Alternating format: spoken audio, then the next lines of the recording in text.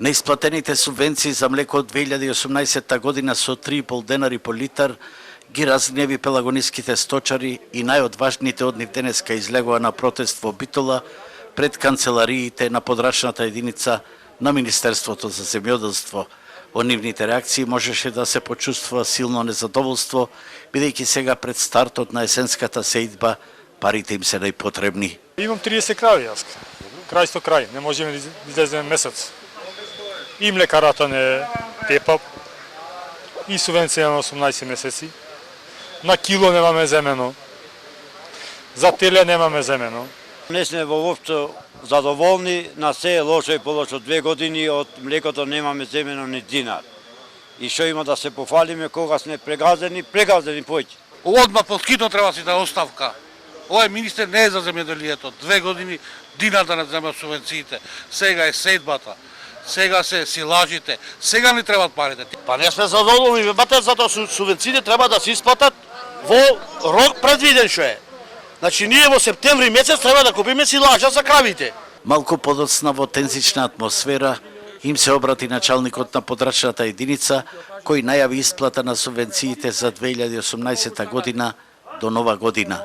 Со ребалансот парите ќе бидат префрлени во Агенцијата за развој, до крајот на оваа година ќе имате исплата за 2018 година. Од оваа информација сточарите не беа задоволни и гневно реагираа со своите аргументи. Нас ни треба силажа сега. Е купуваме силажата и ја спакуваме сега во најлони. Да. Сега е силажата 2 денари, а го купуваме аскавора ќе биде 6. Меѓутоа, имаше и поплаки дека власта прави делби меѓу земјоделците по партиска припадност, а беше посочен случајот со возачот на градоначалничката на Могила, кому му било доделено земјиште од земјоделец кој имал 3 пати повеќе поени од него.